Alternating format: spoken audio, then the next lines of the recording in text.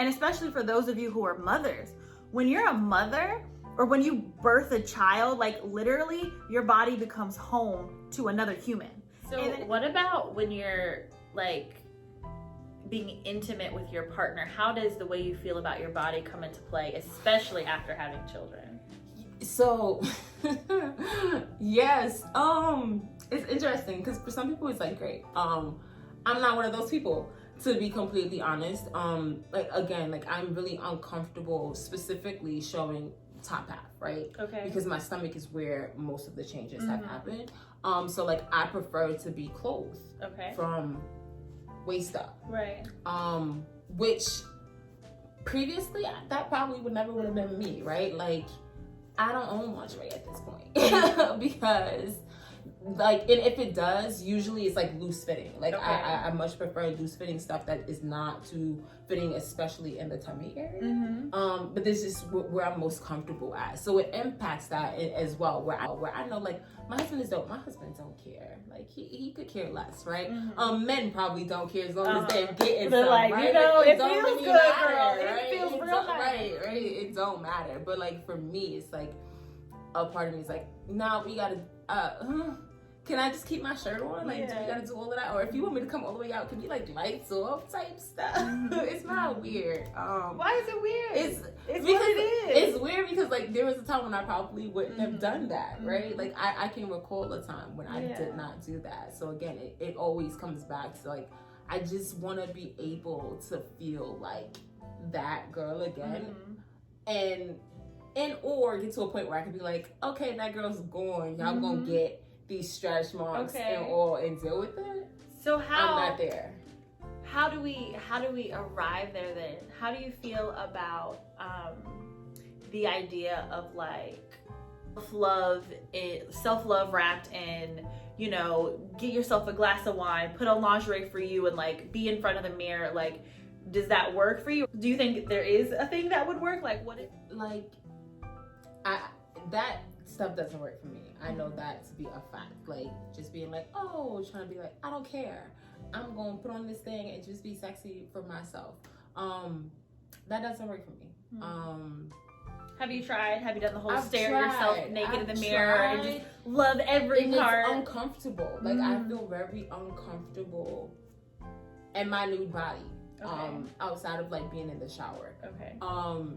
Now, what typically does work for me, again, is like when I can have those intimate moments by myself to be physical,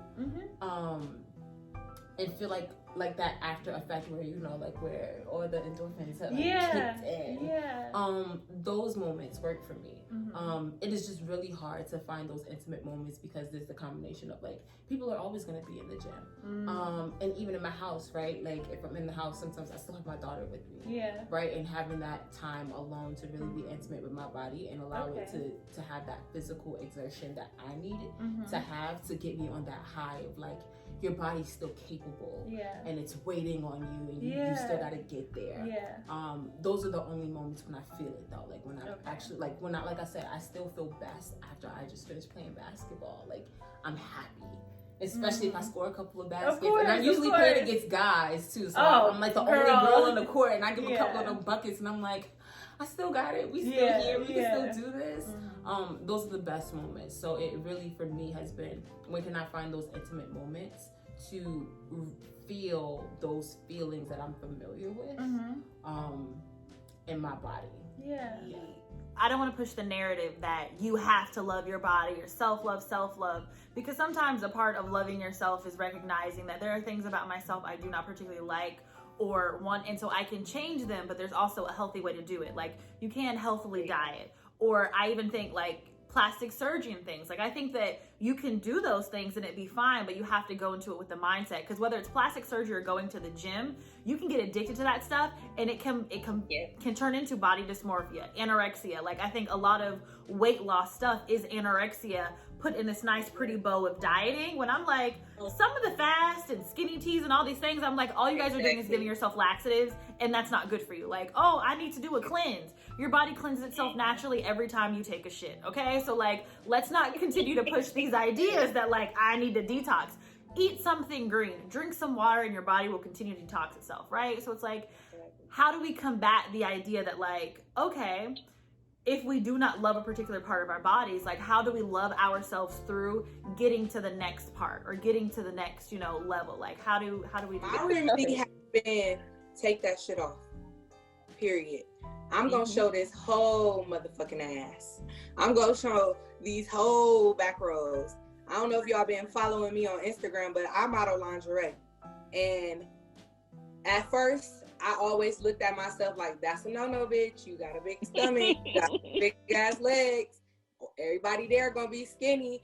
And you know what? One day, I got booked for a shoot, lingerie shoot. It was me, maybe a couple other bigger girls, more so smaller girls. Took my shit off, dropped my shit, turn that camera on, let's get it. And not only did I motivate myself, because I was insecure when I got there, but I made all these skinny girls crowd around me like, can you show me what I should do? So that's what I mean by take that shit off. Just take it off. Expose yourself. Expose your true self. Because it's somebody out there who has that body defect like you that doesn't feel comfortable, and they're waiting for you to be the icebreaker. I'm with you. That's how I was. That's why I actually got my nipples pierced, because like when I was at Central, when all of y'all knew me, like I would literally wear 3 sports bras because I've always like had a smaller, narrow body and then had breasts. So like I hated it because I've always been an athlete. Boobs move when you jump or when you run. So I would strap down like 3 sports bras to make my chest look flat chested. I couldn't breathe. It was uncomfortable, but I wasn't comfortable, you know. And so in my late 20s, I was like, you know what? I need to stop thinking so negatively about something I'm going to be stuck with for the rest of my life, right? So I got my nipples pierced, and I was like, all right, we're gonna learn to love these things. And I think they're like beautiful. Add some jewelry. Feeling so empowered, and I always wanted them, and I was like, fuck it, like I'm gonna do it. And like she said, just really, I think we hold ourselves back, especially me, because I'm not really, naturally, I'm kind of just a reserved person. So naturally, I've never been like, hey, out there. So it's a struggle for me.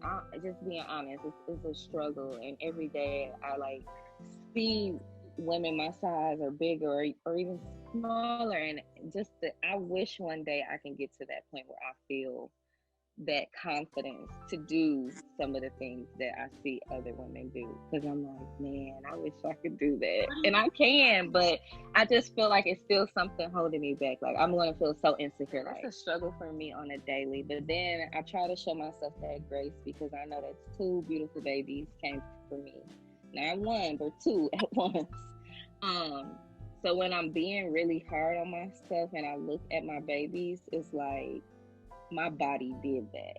I did that. So really just being nice to my body and saying I'm enough, I'm beautiful, and working for what I want. Like if I'm not, my thing is this, if I'm not comfortable in the body I have, what can I do to make me comfortable? Like you said, Carmelita, you get there and then it's something else.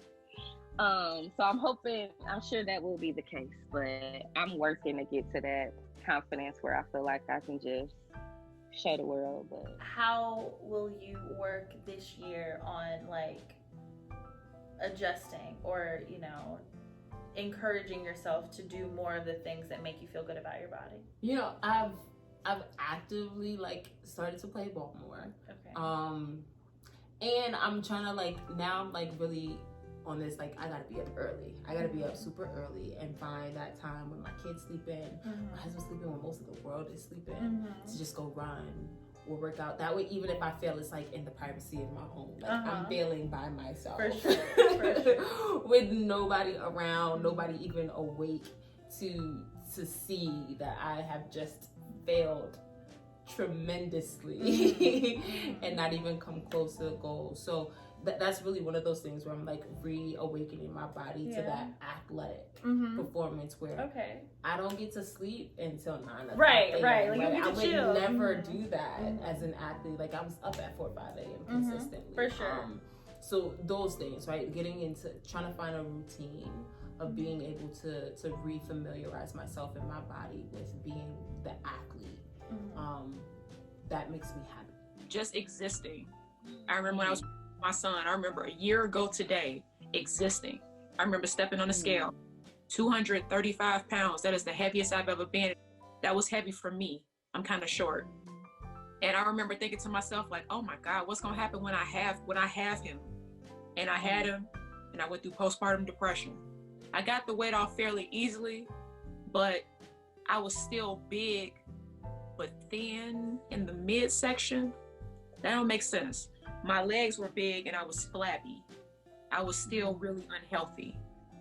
So I started taking care of myself recently, past 2 months, going to the gym, eating right, eating good food, things that are good for me, getting enough sleep when I can with a small child. Right. Putting on things that are sexy, you know, not trying to cover myself up, doing something with my hair, because taking care of myself honestly makes me feel better. I go to the gym twice a week and I feel better. I feel the best that I felt in my entire life. I can finally run. I can do sit-ups. I can do all of these things that I could never do, even in my band days. For y'all who remember me from Central, I couldn't do that stuff. I was so unhealthy and I never knew why, because I wasn't doing it right. I wasn't taking good care of myself. And I am now, and I feel good about it.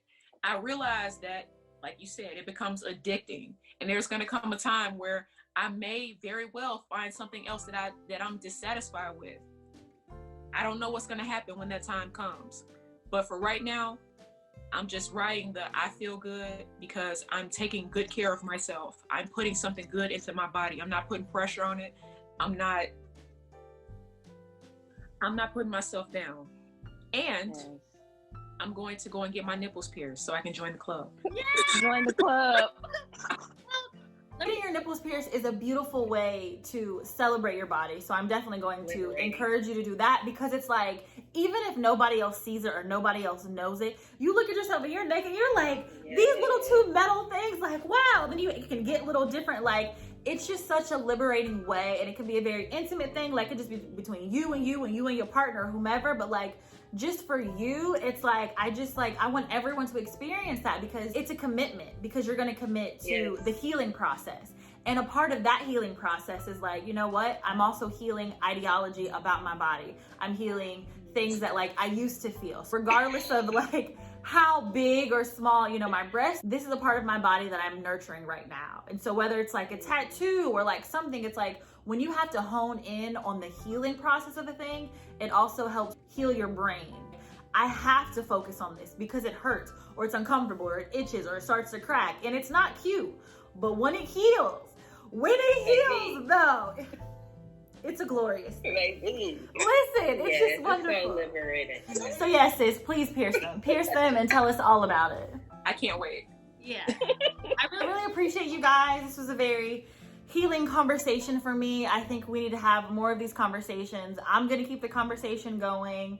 I want to encourage everyone to love on their bodies in whatever way works for them. If you keep your hair done in the way that, you know, you want to, or if you get a piercing or a tattoo or something that just like highlights a part of you that maybe you don't like enjoy so much or love so much, like that's also a way to like heal and love and, you know, all the things. So I appreciate you ladies for having this conversation with me. Yeah, thanks so much.